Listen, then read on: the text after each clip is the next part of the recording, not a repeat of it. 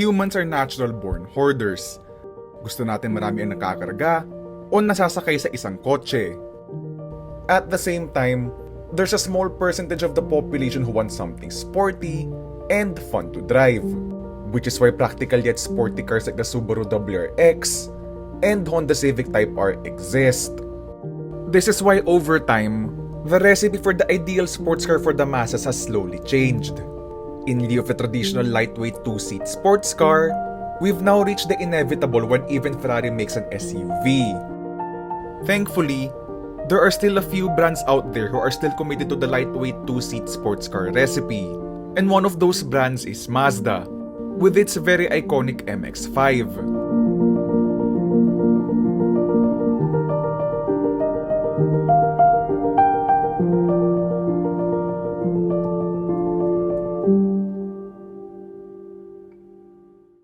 It's a lovely car, isn't it? So, take a look at the outside of the Mazda MX-5. You're just gonna love how simple this car looks. So, in the midst of cars trying to look sporty and in your face, the MX-5 is a refreshing car to see. So, you know, the Mitsubishi Montero Sport trying to look sporty with all of its creases, its large aggressive grille. But here, you can see the Mazda MX-5 isn't even trying hard to be sporty because it is sporty. Because it's already a sports car, it's not trying to pretend to be one in the first place. There's actually not a lot of noise in terms of visual design cues that this is a sports car, no? Now, as we move on to the interior naman, it's still simple and straightforward. Again, it's already a sports car, so it doesn't need to pretend to be like a sports car. So, you sit low. The driving position, for tall drivers, I think they might find it challenging to find their driving position, no? Because the cabin is just small.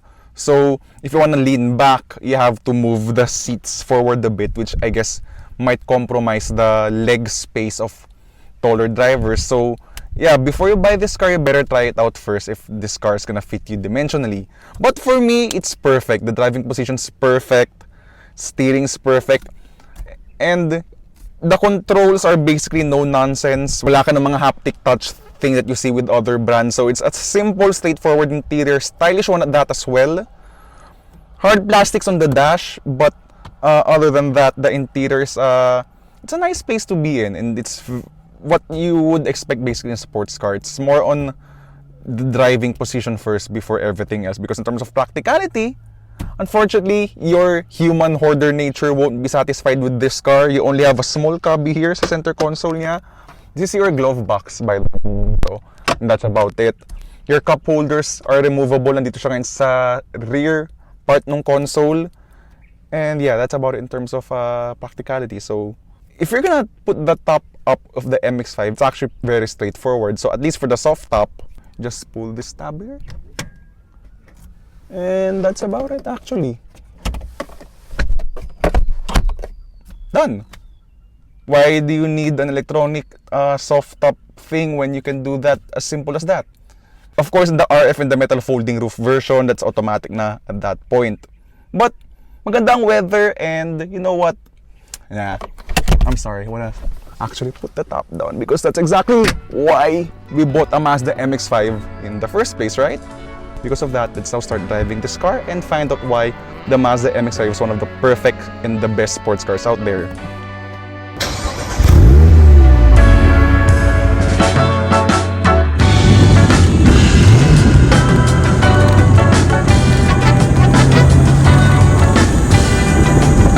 So the MX-5 you're seeing here is the MCP 25th Anniversary Edition. More on that when we talk about pricing and specs. But regardless of which MX-5 you choose, you get a 2-liter 4-cylinder naturally aspirated gasoline engine that produces these numbers. This is then sent to the rear wheels via a 6-speed automatic, or my transmission of choice for such a car, one of the world's absolute best 6-speed manuals. Oh, and if you get the 6-speed manual, you get a limited slip differential along with strut bars. So balikan natin yung traditional sports car recipe. Dahil magaan yung MX-5, this car doesn't need a lot of power, which makes the MX-5 both fast and extremely fuel efficient, averaging at 13 to 14 kilometers per liter during my use. Combined with the well-balanced chassis with its front double wishbone and rear multi-link suspension, the MX-5's means of communication isn't just to the steering or the drivetrain, but as well as the chassis itself. Lightness will always make a car not just efficient, not just faster, but also fun to toss around the corners. So the steering, though, I prefer the steering of the Toyota 86 and Subaru BRZ. Not sure with the new generation though. I haven't driven the new generation BRZ in 86 or GR86 rather. But from the previous generation, I prefer the steering of the Toyo Baru combination, the twins. Pero sa ngayon, the MX-5 steering is telepathically quick. It's light, but there's plenty of feedback. Very responsive to change directions. The brakes is really amazing for the MX-5. They're really sharp, really confidence-inspiringly firm. The suspension, there's actually a bit of roll. Ganun ang MX-5 actually. There's always a bit of roll to the MX-5's suspension. It's not body roll that makes the car feel unwieldy, like let's say an SUV or something like that. But it's more of it communicates the body movements to you. Yun yung intention ng body roll niya. Oh, and we really have to talk about that 6-speed manual transmission. The shifts are precise and tactile, while the clutch is light, has a low biting point, and is therefore too good for anyone to even stall, especially during heavy traffic. Another highlight of the new MX-5 is its kinetic posture control system. Basically an evolution of Mazda's G-vectoring control system, this torque vectoring feature helps the inner wheels maintain optimal contact to the ground while cornering, thus optimizing grip. It's supposed to keep the car upright, more planted when going to the corner. So when you brake, syempre the front tires will load up, will have the grip and all. So with kinetic posture control, it sort of keeps the car more neutral sa corners. It applies a bit of braking force to load up the inner rear wheels of the car. Para ang mangyayari dyan is there's more balanced grip on all four wheels. It's easier to carve out corners as a result. Honestly, I am not sure if I feel that. To be honest, it's one of those things that I have to drive the previous MX-5 and this new one back to back para ma-feel ko. But the thing is, the MX-5 has already been an excellent handling sports car. So I'm not sure what aspect where you can improve on pa in terms of its handling. But if it improves the handling, then I'm all for it, of course.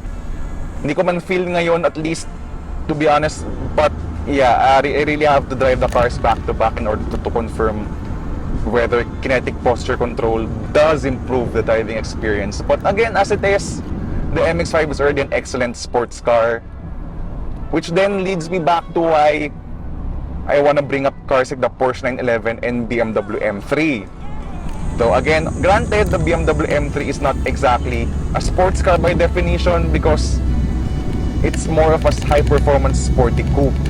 Basically, what I'm talking about here is yung kanilang recipe for fun has sort of changed over the years. So the MX-5 has always been about lightness, has always been about basic fun-to-drive joy with just the adequate amount of power, perfect manual transmission. But if you're gonna check out those sports cars that I've mentioned, or like if you're gonna check out those high-performance cars that I've mentioned, they've actually grown to alter their recipe for fun. Likewise with the BMW M3, or now the M4 rather, at least for the two-door version, they've added functionality, they've added weight as a result of that added functionality, like being able to do more things with one car, but that it sort of was diluted, I guess, some of that recipe for fun. Don't get me wrong, a BMW M3 is gonna be fun, or a Porsche 911 is gonna be fun. Like, the 911 is one of my dream cars, in fact.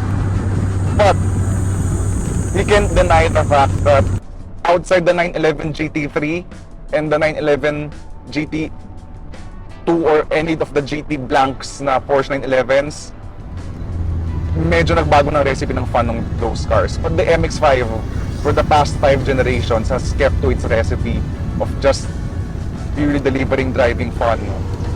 And this is why we have to respect brands like Mazda. Despite the shift towards SUVs, or even SUVs pretending to be sports cars, Mazda is still hell-bent on preserving the lightweight sports car recipe.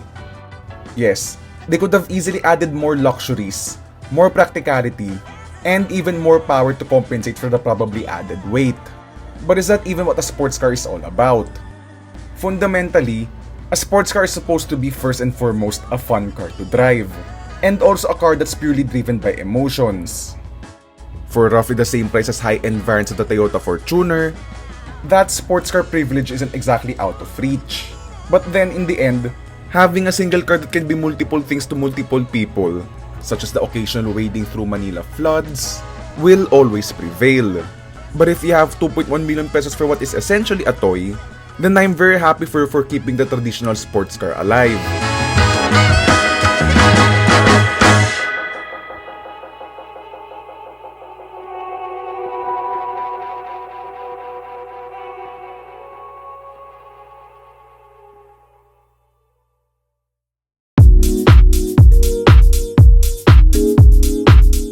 Buying an MX-5 is actually quite simple. You start off with either the soft top or the RF retractable fastback. From there, you can pick one of the few variants or packages that are available, and then add various options and packages to make your MX-5 truly yours. What you're seeing here is the MCP 25th Anniversary Edition, which is a Philippine-only special model that commemorates the 25th anniversary of Miata Club Philippines. With the MX-5 MCP 25th Anniversary Edition, you get the platinum quartz metallic paint as standard, along with a navy blue roof, navy blue wing mirrors and roll hoops, black leather seats, a Bose sound system, a commemorative MCP emblem on the Mazda Connect controller, along with the obligatory serial number plate, which denotes the car's production number. You also get a commemorative photo book when purchasing this car. But unfortunately, to maintain the car's exclusivity, order books for this variant have already been closed since July. On the upside, most of the things that you see here can still be applied to the standard MX-5.